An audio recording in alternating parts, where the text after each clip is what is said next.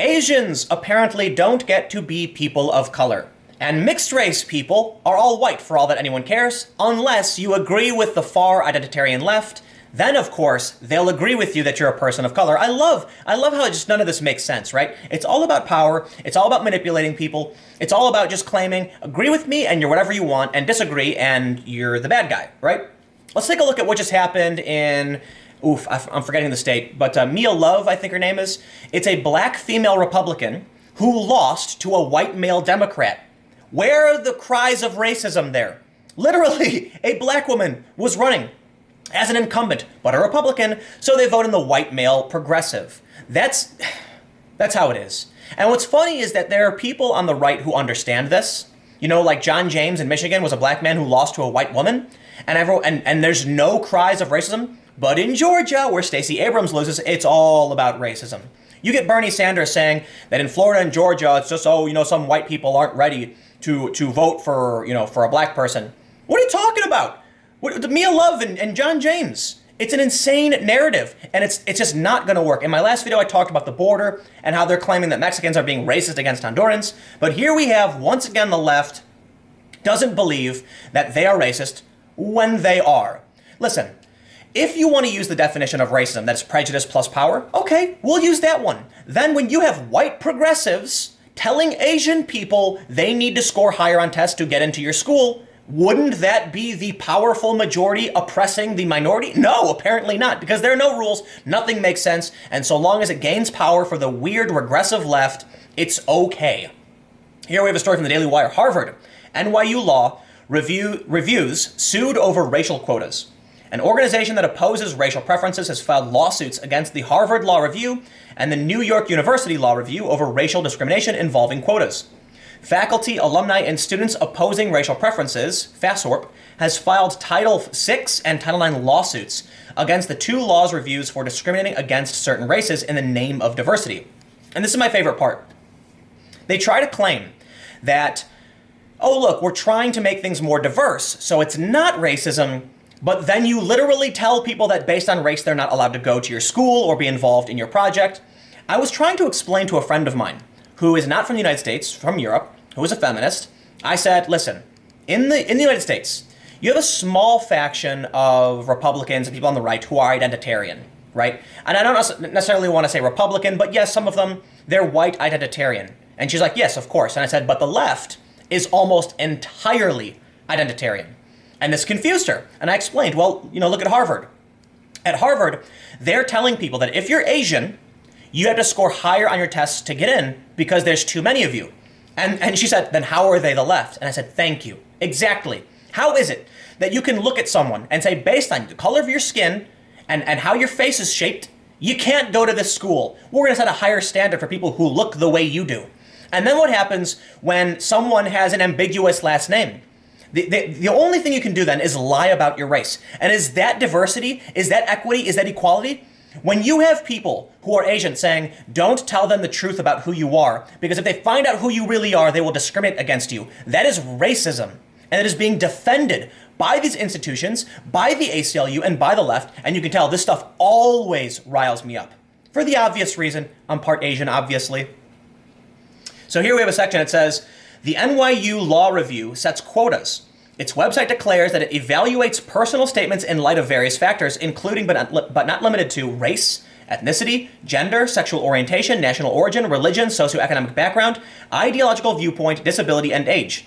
It then goes on to state that exactly 12 students will be selected by the Diversity Committee for membership. Really? Exactly 12.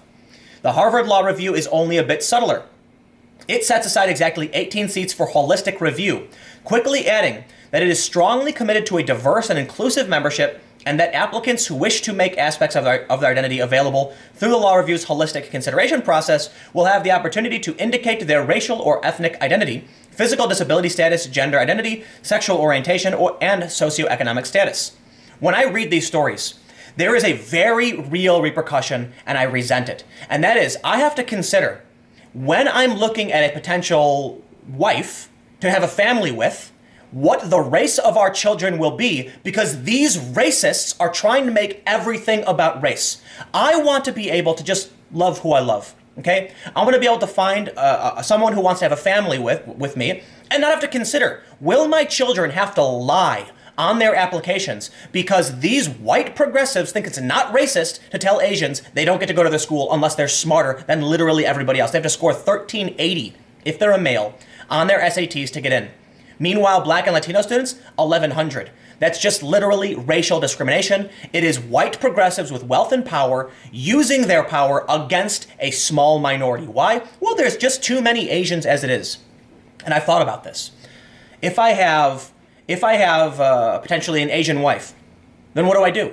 What do my kids say? In fact, it would be better. This is where it gets absolutely crazy. It would be better if I told my children, don't say you're Asian, just say you're white. Because white people don't have to score as high as Asian people on the test to get into Harvard. How is that not racism by any standard?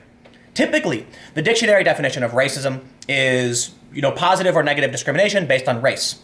The left definition is prejudice plus power. So they have no problem saying racial discrimination or prejudice. Okay, fine. Let's use your definition, as I stated earlier. White people, the overwhelming majority at 63%, Asians who are about 6%, being told you must score higher than white people. You literally have white progressives who, according to Common Dreams, the Hidden Tribes graph, YouGov data suggests progressives are 8% of this country, overwhelmingly white and wealthy. And these are the people who are telling this ethnic minority, this racial minority, you got to score higher than we do.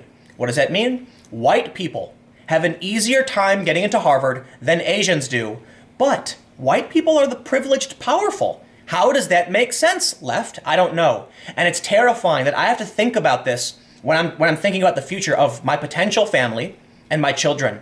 Telling my kids, do not let anyone know your race, is one of the most horrifying things I've ever considered. It terrifies me that my children won't be able to be who they are because the left embraces open racism and pretends they're opposed to it. Why then would I support anyone who is in favor of these policies? Why would I support the ACLU that defends these policies? I won't. Let's continue to read on, because you can tell I get really angry about this stuff. And let me just say, I think most of you know, because I've said in many videos, I do get triggered by racism, absolutely. I just try to have an open mind about what racism really is, and I'm willing to call out these lunatics, these awful, evil people who want to tell you that what you look like determines who you are and what you can have. And that is insane. Insane. Okay? But they don't seem to care. They're the ones who get the media support. They're the ones who get to claim everyone else is the racist when they literally want to segregate people based on race and set standards based on what you look like. They say, as Harriet notes, a 2003 Supreme Court decision allowed colleges and universities to use racial preferences when considering applicants, but does not allow actual quotas or giving points for certain races. Fasorp insists insists what the law reviews are doing violates Title VI of the Civil Rights Act of 1964 and Title IX of the Education Amendments of 1972. Title VI states, no person in the United States shall, on the ground of race, color, or national origin, be excluded from participation in, be denied the benefits of, or be subjected to discrimination under any program or activity receiving federal financial assistance. Title IX states, no person in the U.S. shall be, on the basis of sex, be excluded from participation in, be denied the benefits of, or subjected to discrimination under any education program or activity receiving federal financial assistance. This statute has been used to justify turning colleges and universities into pseudo-courts to adjudicate sexual assault.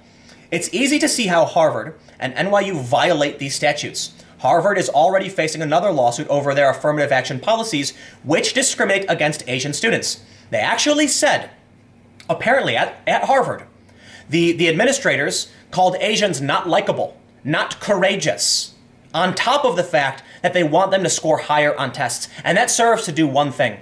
You're not going to limit the amount of Asians in your university by creating this higher standard specifically based on what someone looks like. All you're going to do is ensure that only the wealthiest, only those who have access to true privilege, these Asian minorities, the wealthiest of them who can go to these education programs and have tutors, they're the ones who get in. But that poor Asian kid, that kid who grew up on the south side of Chicago maybe, who has no money, whose parents couldn't afford a house, he will never get a chance at Harvard because of his race. And that is that absolutely disgusts me. That is disgusting racism. Think about the true ramifications of what Harvard is doing. Hey, Asians, you got to score 1380 to get in. Okay, so the average American dream, second or third generation Asian immigrant who only knows America, who was raised here, who is American as apple pie, but looks a certain way, is told you can't go to school because you're not rich enough. These people absolutely disgust me. This is the worst of the worst.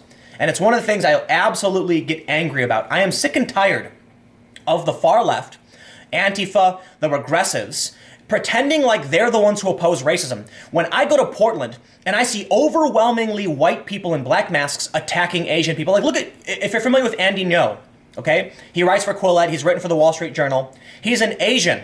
He goes to these events and they throw him out. White people attacking an Asian person because they don't actually care about racism. They care about their extremist ideology. They care about using violence, and they want to pretend to oppose racism because it gives them power.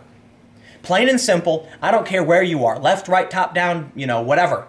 I don't like racism. I don't. And that goes for the right-wing racists by all means. It goes for left-wing racists by all means. Now here's the thing. The right-wing racists I've actually talked to, and I've said, you're wrong, I disagree with you. I've debated. The left-wing racists will use violence against you. They have support from the media, and they're supported by these institutions, and it needs to stop. Anyway, I'm gonna get out of here. It's Thanksgiving, okay? I'm not having turkey today, but I am gonna have a nice steak. That's it. And I'm gonna go calm down and enjoy the rest of my day. So thanks for hanging out. Thanks for listening to me get extremely angry, because every time I see these stories about these racist institutions, I get really, really mad. You can tell. Anyway, have a happy Thanksgiving, everybody. I'm surprised you watched these videos on Thanksgiving. Maybe you didn't. Maybe you watched it the day after, but I hope you had a good holiday, and I will see you all next time.